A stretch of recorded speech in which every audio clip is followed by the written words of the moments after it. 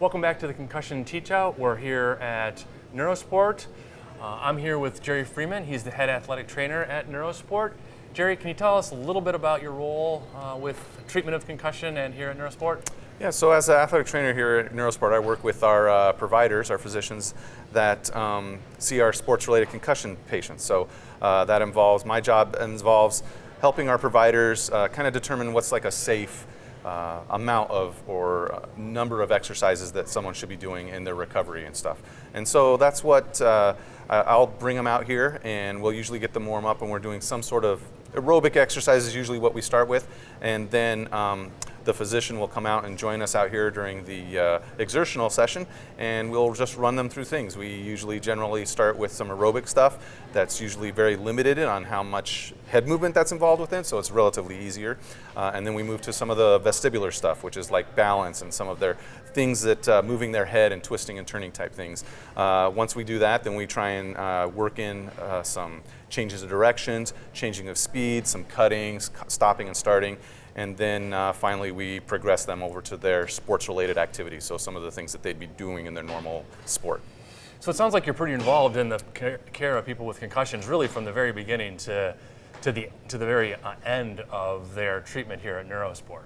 Yeah, so the bonus thing, I guess, of being an athletic trainer is like usually we'll get to be on the sideline and we'll get to see the injury occur, and we'll get to see and assess that athlete, that individual, right when that happens, and then we're with them kind of through their whole progression while they're seeing their neurologist or their physician, their team physician, and then we do the things that we kind of guide them with their physician visits, and then we work with them on that and get them back out on the field eventually. So it's kind of a part of the whole process from start to finish. Right, so you play a very important role. I think one of the traditional roles that we see athletic trainers and we see the people running out onto the football field during an athletic event is sort of that initial evaluation. So as an athletic trainer, when you go out there and you're first seeing and evaluating someone you're concerned about concussion, what are the kind of the signs and symptoms that you commonly witness? So the most common things that I'll see on the sideline usually is headache and dizziness.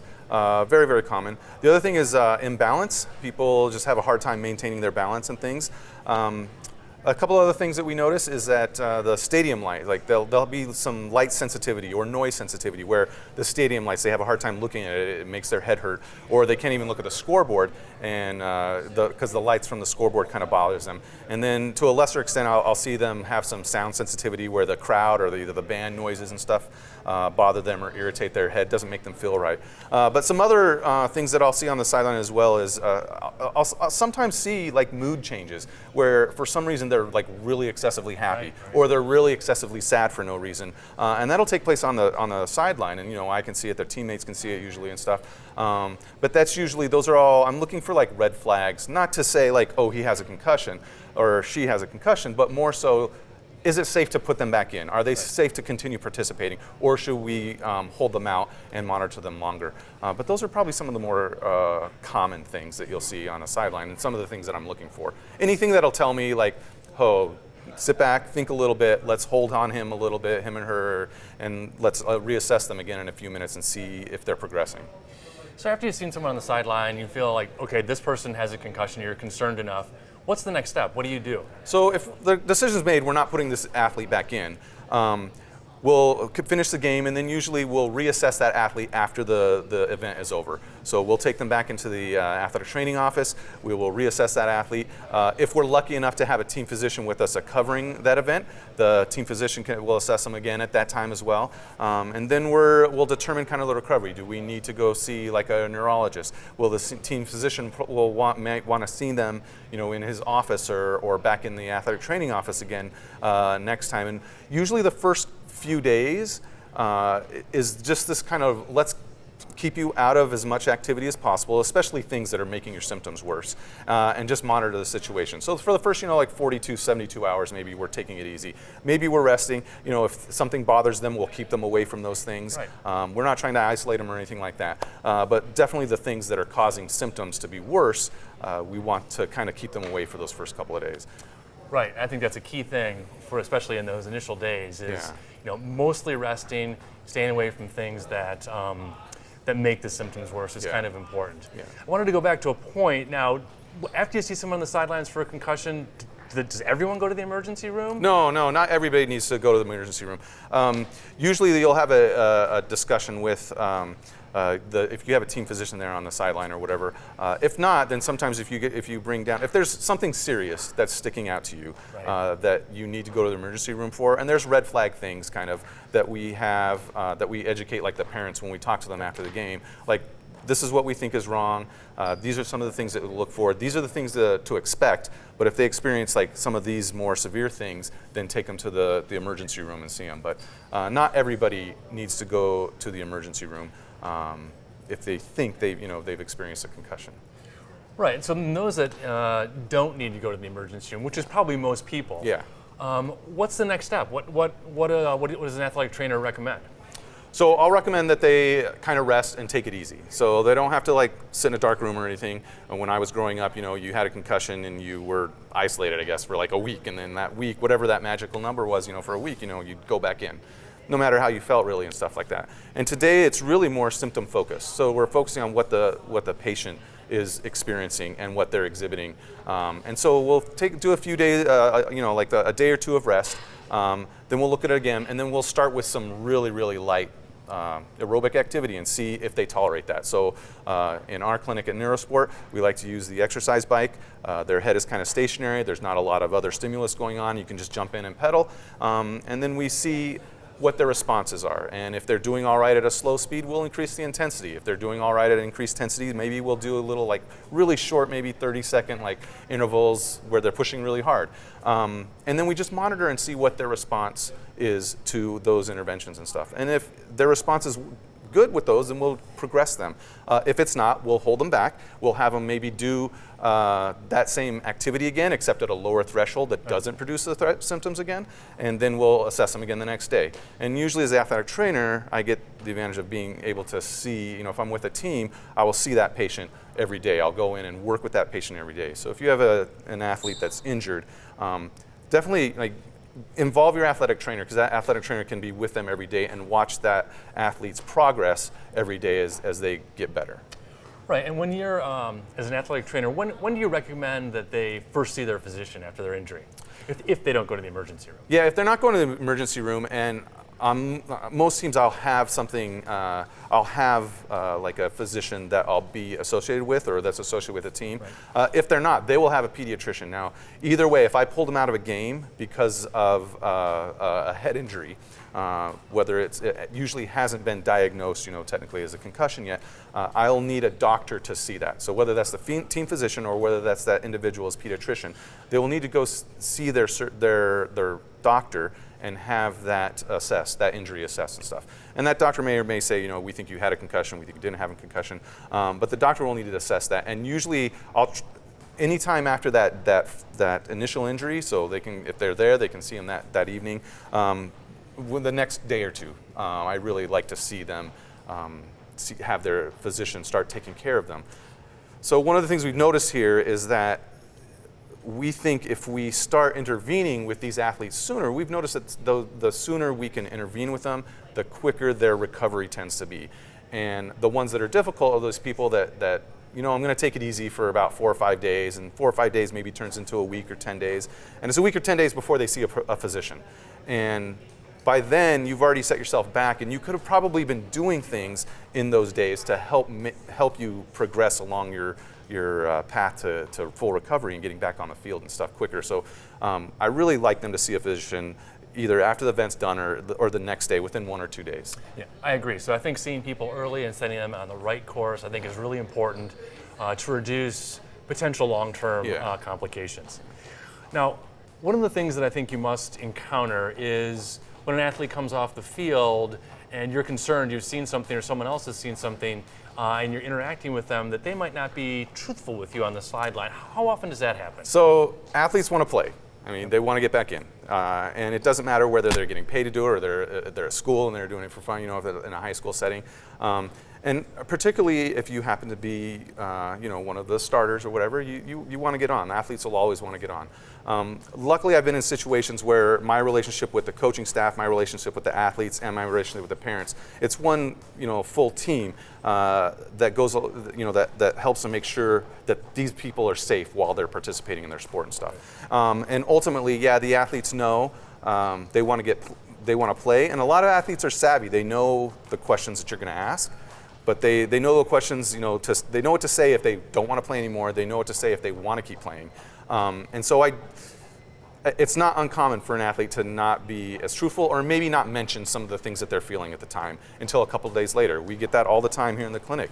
Parents will come in and say, I didn't even know. We knew they got hit. He said he was fine after the game, but he didn't say anything about a headache or anything until maybe 2 or 3 days later and stuff. And so I don't usually go by what the athlete is telling me. They're going to tell me something, but I'm going to look at my evaluation and the suggestions that maybe their physician finds and stuff, and really determine their return and are they going to go back on based on some of the signs and symptoms they're exhibiting and their response to certain treatments, and not necessarily by what they're telling me.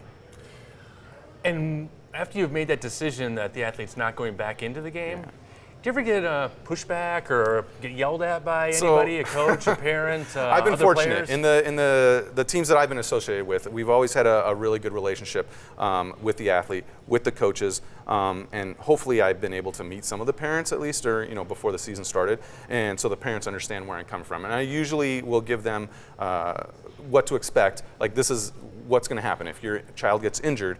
This is what I'm going to do, and if I don't think it's safe for that for individual to keep participating, I won't send them back out. And so I have never got a pushback, especially from like coaches. Usually with all my coaches, they walk up to me and it's just a can he go or can't he go, and it's just a yes no, and I don't get any pushback. I have never had a situation where I can remember where a coach is like, I really need this. I mean, I'm part of the team as well. I know who's important, I guess, for the success of the team, and who isn't. And but I've been fortunate to be in good enough systems and programs where the coach would just talk to me and just tell me yes or no, and that was the final say and stuff. Occasionally, sometimes I'll get parents that sometimes say like, why is my kid not going back in or whatever. That's very, very rare though, and sometimes you'll get that maybe if the recovery's been drawn out and they're wondering why they can't go back to practice yet, that type of thing. But I usually haven't had situations where someone's putting pressure on me to put somebody in because of their maybe their perceived value to the team. Well, that's great to hear, because I think that means our message about concussion is getting out there to the athletes, coaches, and parents. Yeah. I wanted to get back to a little bit of something we were talking about before, because I thought, or at least in the past, people had said that when you have a concussion, you shouldn't be exercising. But you said that here at Neurosport, when patients come in, we exercise them. Yeah. Okay, tell me a little bit about that. So current research is suggesting that these athletes, and specifically athletes, very active individuals, the sooner they get back to their activity, the quicker they recover. And that's not just for their physical activity. If we're talking about a high school student, for instance, the sooner they can get back into their normal social life, the better their recovery is. The sooner they can get back to school, the better their recovery is. And the sooner they can get back to the team, the quicker their recovery goes. I mean, you can look at the stream where, if you have a little toddler and they have a favorite animal or whatever, and you take that from them, they're going to start screaming probably like that. So that's the extreme side of thing, but just mature that toddler a few years or whatever, and think about if you have a hobby, something you love to do, and people you like to do it with, and you're doing this thing every day, and someone comes out and tells you, no, you can't participate in that anymore. Without having an injury, most people are going to be a little upset. Most people might have some anxiety. Most people might have some depression and stuff. And so getting these athletes back into their daily routines, whether it's school, whether it's socializing with their friends, or whether it's their athletic activities, they recover faster. Studies are starting to show us that those individuals recover much faster. And so that's why at Neurosport, we like to get these patients as quick as possible. I had mentioned, see a doctor, within a day or two, because we can start interventions quicker that we believe can help these individuals get back to ultimately all the things that they want to do again in a quicker time frame than if we just isolated them and told them not to do anything at all. Right, and so I think that's a great point. I mean, getting people back to what they like to do is really important. It'll reduce that anxiety from being removed from that. Now, You talked about the studies. Are there actually studies that show that exercise itself helps people get back to sport earlier than being inactive or not exercising? Yes. So our own studies here at Neurosport have shown that, and in addition, and we're not the only people that are researching this and studying this. Other papers have come out as well that have shown there are benefits and advantages to starting these activities in a supervised manner. Now, I'm not saying like let all these people do everything they're used to be doing as quick as possible. Studies show too little is not good. Too much is not good as well. And so there's this fine line in between and this is the importance of seeing your physician early. There's this fine line in between of too much and too little where you get the optimal recovery. And that needs to be managed by your physician. Your athletic trainer can work you through that and help you with the steps that they describe and suggest for you, but that should be managed by a physician and stuff. And so people that manage this, what we try and do here at Neurosport is we find those limits, and so we can produce a plan for them to work with their athletic trainer or work with their individuals and their teams and work with their parents to do these supervised activities that gradually steps them back into their full participation. Right, and I think that that definitely brings out the point of gradually getting back to things, doing things that if you're doing something and it causes a symptom, to back off from it, but doing things if they don't cause symptoms, to go ahead and do them. So that can be even sport-specific activity before you recover. Yeah. Jerry, thanks for joining us today. My pleasure. Thanks for having me. And thank you for joining us today, and we look forward to seeing you next time.